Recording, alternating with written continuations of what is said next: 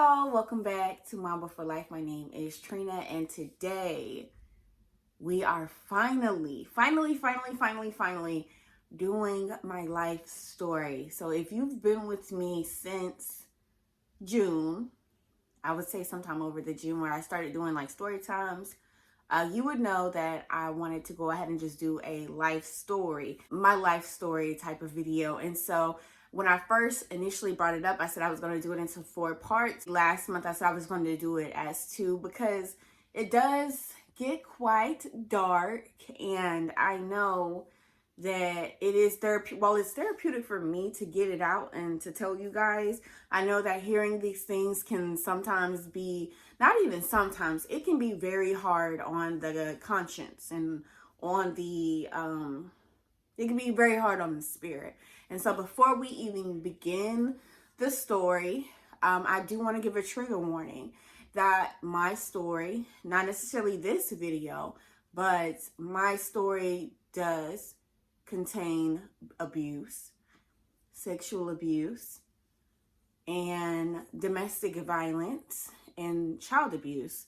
So if those are triggers for you, I do not want to put this in your spirit. If you're here as a support for me, I know many of you have suffered some of the same traumas that I have, and I appreciate it. But if any time this video gets to be too triggering for you, please bow out. I will not be upset at you at all. Even if you just don't even want to watch the video.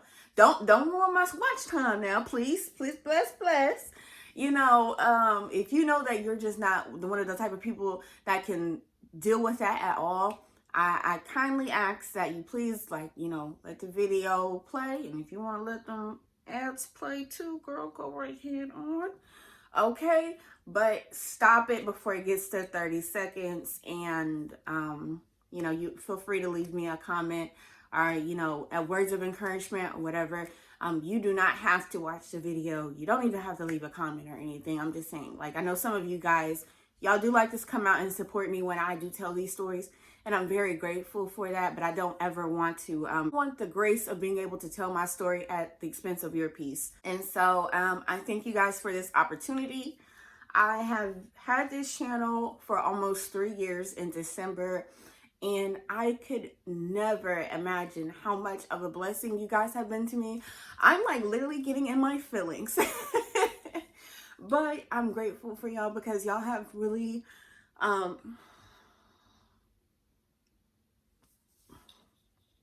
I hate it. Y'all, I tell you, I hate that I am so sensitive because I can cry like that. I hate that. But as I was saying, you know, before I got in my feelings, you guys have allowed me a safe place to come here and talk. And I feel like I've talked and it's getting to a point now where I'm done talking about that. But at the same time, I want to go ahead and just get everything out. And I appreciate you guys allowing me the space to be able to tell my truth, to be able to come here and not necessarily be judged for wanting to speak on the things that have happened to me in my childhood. And I'm grateful for that because I do feel like, especially in the Black community, there's a saying that, you know, you don't talk about the dead. And the older I get, the more I do understand that, you know, now you're not supposed to talk that bad about the dead. And my thing is that even when I have found myself in situations where I'm not necessarily trying to talk bad about the dead, I'm more so trying to talk about the things that have happened to me. I'm still shamed into silence, you know, told to that I need to stop being sensitive, that I need to get over it. And, you know, pretty much, you know, you don't talk about the dead. You don't talk bad about the dead. While I understand what people are trying to say, at the same time, we, especially as parents, if we don't want our children talking about us when we are dead, we need to address their issues while we are still here. We need to accept fault. We need to have accountability. So if your child comes to you and they're trying to address things, it's not easy. Here recently, I just had an experience where I had to endure that. And that was not a pleasant experience, but at the same time, you owe it to your child. You owe it to your child. So if you don't want people talking, your children saying things about you while you are dead, address it while you are alive so that, you know, it's done with. But I digress, guys. we're about to go ahead and get started on this story. And so the way that I broke it up, just to save time, is I'm going to start with ages 0 to 8. For 0 to 8, it's broken up into 3 chapters. And it's funny because I know, like, when you say lifetime story, but like when I actually had to write stuff down, it actually felt like a book. As cheesy as that sounds, like, literally. So for part 1, which is what we're about to do, it's broken up into 3 chapters. We're going to have 0 to 8 as the whole entire thing, but 0 to 2, and then we're going to do 3 to 7, and then we're going to do 7 to 8. 0 to 2, my mom and my biological dad got married, and they had me, and then they had my sister about 2.5 years later. And I will say that my first memory of them was a domestic violence issue. I remember standing in the hallway and they were over me fighting, and my dad was physically assaulting my mom, and my mom was trying to fight him off. And I remember her grabbing like an arm or something, and it was an arm, not or something. It was specifically an arm. And like, I want to say like she tried to like, she acted like she was gonna hit him with it, or like maybe, I want to say she like had turned it on. Pretty much she was just trying to defend herself. And then I remember him leaving, and I remember going in her room with her, and we got on the bed, and I remember just telling her it's gonna be okay. Now, I would say like that's one of my favorite memories, not because of the abuse, but because it really shows me like clearly at that time I was receiving love, because that was a form of empathy. I was able to understand that my mom was in pain, and I was able to comfort her.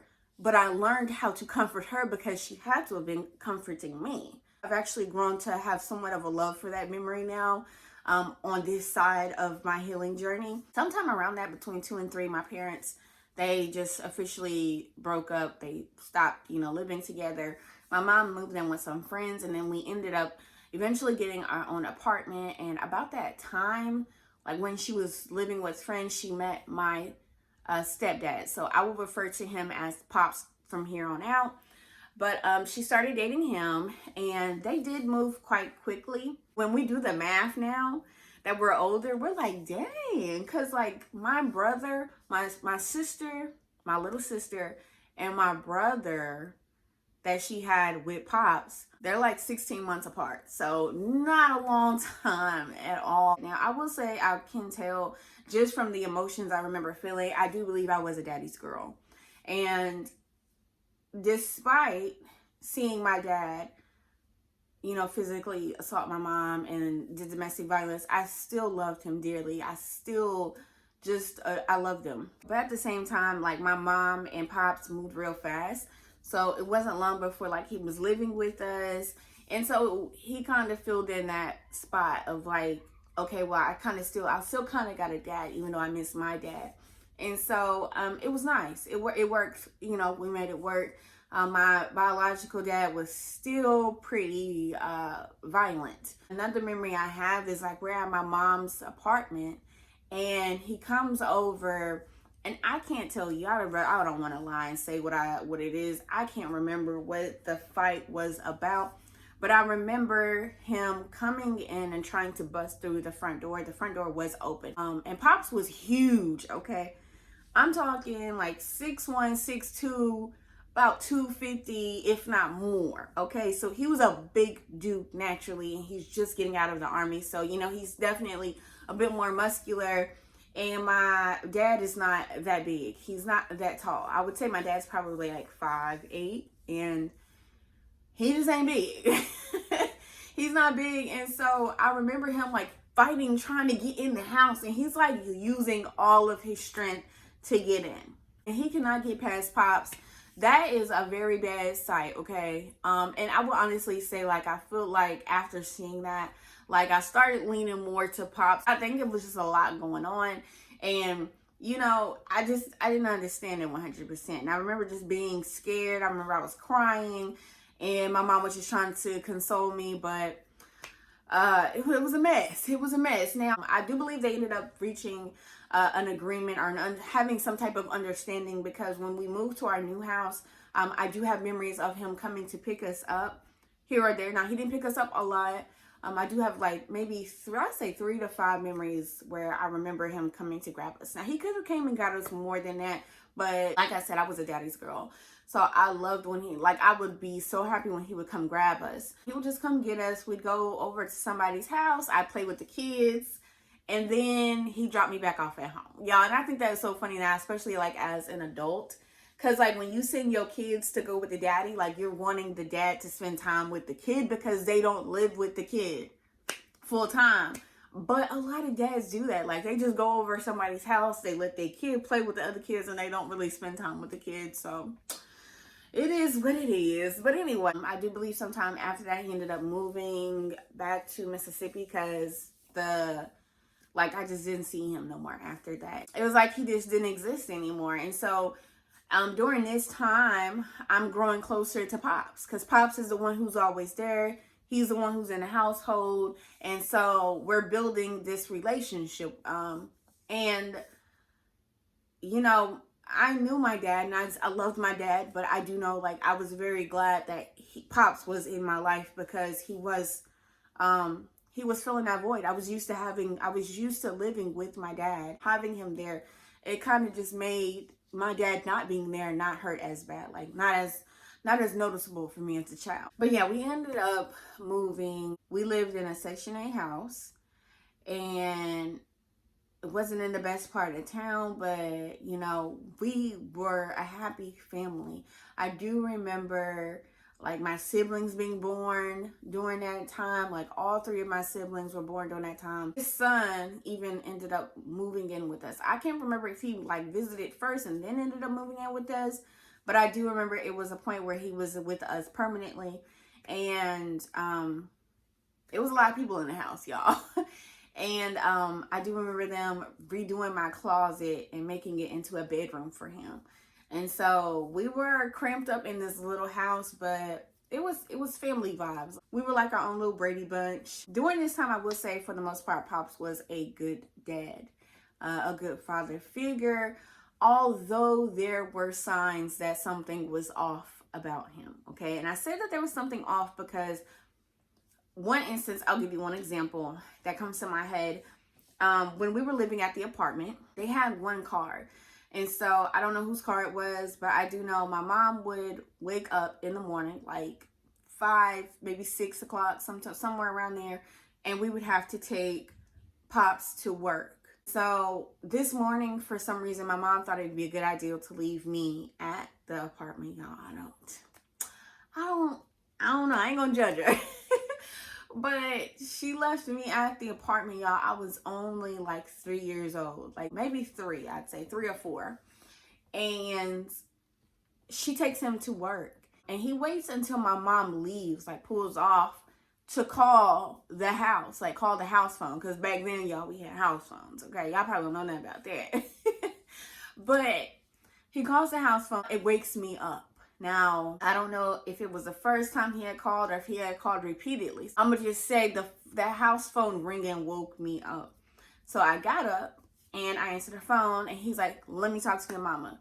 And I put the phone down and I go and I look for my mama. I can't find my mom. I go into an immediate, y'all, I start crying because now I'm scared. I'm a toddler, okay? And I'm home alone. And so I come back to the phone, and I'm like, she's gone, you know. And I'm gonna tell you how I know what I said, okay?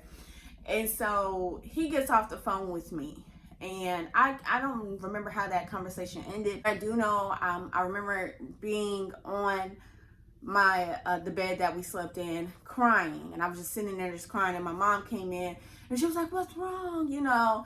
And I was just like, you know, you left me. She was like, well, you know, like you was asleep. And I told her that, you know, Pops had called. And she was mad because I think she put like 2 and 2 together. And she was like, I remember her calling and like going off on him. Like that was weird. I was asking like, you know, why would you do that? And he said it was a joke. Like he said it was because I had a smart mouth. and he was just playing with me. Which, in all honesty, like, that is a narcissist go-to, okay? Everything is a joke. Who in their right mind would think that it's acceptable? First of all, you don't leave a toddler at home by themselves. But even if you were to leave a toddler at home by themselves, the last thing I would want a toddler to do while they're at home by themselves is wake up. Because you can go touch the stove. You can go eat something you have no business. You can go play in products. Like, there's so many things that I could have done. But I will say I was a smart toddler. Like, I was very smart. And I just didn't do that type of stuff. So, my mom, you know, she was upset. But, you know, obviously we stayed. And I want to say he, like, maybe got me some McDonald's or something after that. But me as a mom right now, like, that would have been a no. Like, don't play with me like that. That was unacceptable. That was unacceptable. But there were things like that, signs like that, that I think, like, should have, like, went off, like, ding, ding, ding, something's wrong. You know, 3 to 7, chapter 3 to 7. And I would say that was honestly the last time that I felt happy and secure as a child. We lived with 8 people because my mom had 5 kids total, plus Pop's son, that's 6 kids, plus them 2. Okay, that is 8 people in a 2-bedroom house, honey. A 2-bedroom Section 8 house. Okay, we was packed in that house like roaches with roaches. You understand? But that was the most peaceful my childhood ever was. We acted like a family, and I felt like I was part of a family. It felt good to be there. I felt loved. I felt like they loved me. I was happy to go home. I was excited to just be around them. Like, I wanted to be around them. And it was a good time. But like I said, 8 people in a 2-bedroom Section 8 house was too packed. And so shortly after my baby brother was born, we ended up moving. And I was 7 years old when we moved to the new house. It was cool at first. It was a 4-bedroom house with 2 bathrooms. And, you know, we had a nice big yard. It was in a safer neighborhood.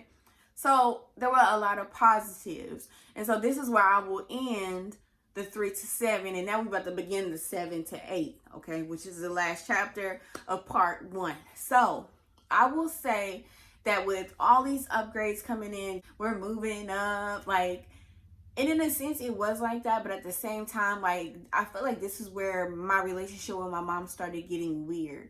And I show her grace.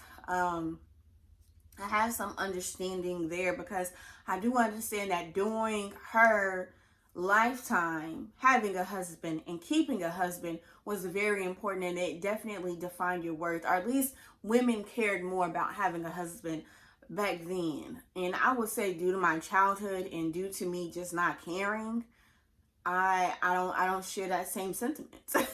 I don't. And so I try to show her grace when I think about the way she treated me. And I guess I kind of understand. I don't understand, but like I said, I show grace where there is misunderstanding, because I can't really question her about it now. So I don't know what was her thought process behind that. But I have a feeling that it was because I never accepted Pops as my dad. Okay, so I respected him as a father figure. I treated him as my dad, and he treated me as his daughter. But I knew I had my own dad. And it's not like I ever was disrespectful, but they did put me in weird situations. Like, there are situations that I don't think you should do to a child. So there would be times like where we would be in the den and we're just, you know, having family time, enjoying ourselves. My popson got off work, and, you know, he then came in, and we're just, you know, all just having a good time together. And he'd be like, "Who's your dad?" I'd say my dad's name, and I'd say, "And you." And he said, "But who is your favorite dad?" And I say, "Both of y'all." Because really and truly, both of them were my dad. Both of them shared equal love. I did love both of them dearly. And that just was not the right answer. And when he would ask my sister that, keep in mind, my sister was a baby when they got together. So all she ever knew was Pops. She didn't know our biological dad. She didn't know him. By the time, he left back to go back to Mississippi, my sister was like still like very young, and she had only seen him a few times to where she would probably be able to recognize, but it wasn't like they had that relationship, because my mom had to leave when she was a baby. And so Pops was all she knew as a dad. So when he would ask her, "Who's your dad?" she'd be like, "You." And so he favored her over me. And I do feel like my mom had some type of resentment towards me because I would not release my dad. I would not release him. I would not give up the love that I had for him. I would always ask about him. I would ask, can I call him? Did he call me? And I do believe that that probably somewhat caused problems in the marriage, because he's upset that he is there and he's doing all of this stuff, and I still want a relationship with my dad, and he just didn't like that. And I'm not gonna lie and say I get it, because I don't. I feel like in any situation, when you do allow yourself to play step parent, you have to respect and understand that child they have a real connection with another human being. Now, if they choose to cut that connection and put you there where that connection is, that's fine. But I feel like as long as that child respects you and doesn't disrespect you, and that, who cares? I could never see myself expecting a child to cut their mom off for me when I didn't birth them. We don't have that maternal connection that I have with my children. So I'm not gonna rant on it too long, but I do know that caused problems, and that was kind of the beginning of my issues. It's not that he didn't ask me those questions in the old house. It's just that I think, like, once he moved us into a house, he expected me to act like my mama. And I wasn't acting like my mom. I wasn't acting like my sister. I still wanted to love both of my dads at that time. And so that set me up to be mistreated. And so my mom started being short with me. My mom started treating me differently. And I would say I kind of accepted it. Like, I'm not going to say it didn't bother me, but I will say, like, from this memory on, I can remember looking at her a little differently. So I go to the sink. We're all eating dinner as a family. I go to the sink and I get some water. And I want to say I had asked for something to drink before then. And she was like, got snippy with me and was like, you can go get you some water or something. But it wasn't as like that. It was like way more snippy. And so I get up and I go to the faucet and I go to get me some water. Turn the faucet on. But you're a kid. I turn that thing up all the way, right? And the water's just, I'm thirsty. And my mom goes, turn that water down. You running up the bill. And so the way I look at her, I know in that moment, like, it made me feel some type of way, because I'm like, why are you talking to me like that? Like, why are you being mean to me? And so I just turn it down like super low. And I remember him saying, oh, it's okay. She's fine. I can afford it. Y'all, and I remember at that moment, I realized you're being mean to me to appease him. Like, obviously, I didn't think appease in my mind. But at that moment, I remember being like maybe 8 at this time, like thinking, okay, you're doing this to appease him. Like, you're trying to make him happy by being mean to me. And so I never looked at her the same after that, because that treatment continued. And during this time, it got worse. Now, Pops' son was living with us at the time. And I will say that I feel like he was the family scapegoat. I did get some flack, but not nearly as much as he got. It was on a whole nother level for him. And my mama did not like him. I can say that honestly. I 100% do not believe she liked him.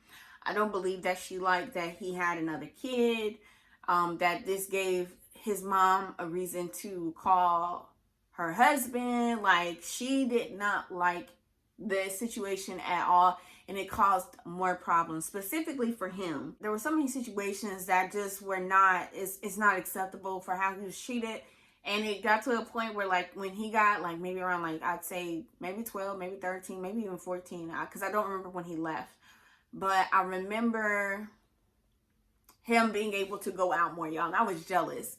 We had a sibling relationship, like a sibling rivalry, where, you know, I would get him in trouble, he would get me in trouble. He'd tell on me for something, I'd tell on him for something. Like, we were purposely trying to get each other in trouble. And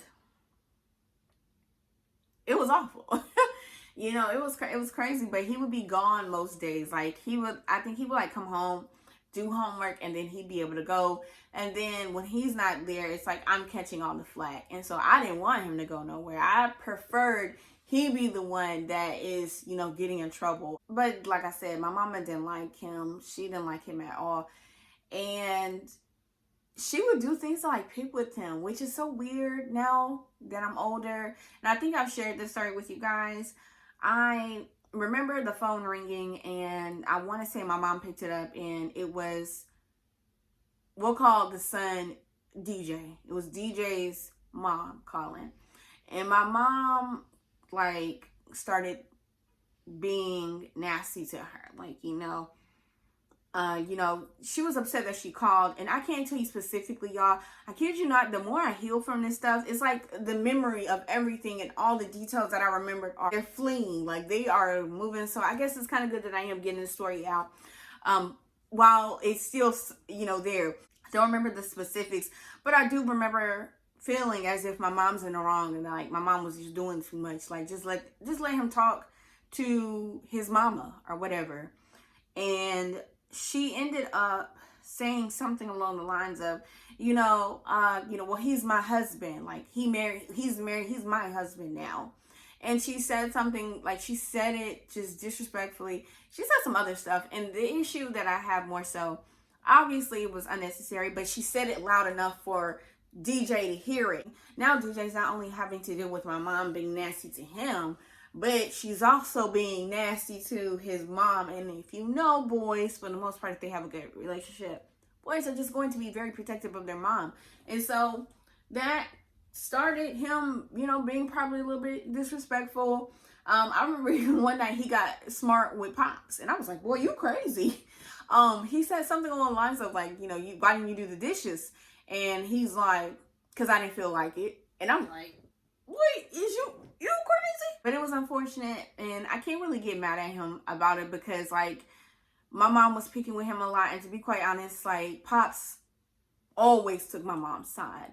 And that came to a detriment to their relationship because I want to say the last situation that happened, y'all, was so sadistic.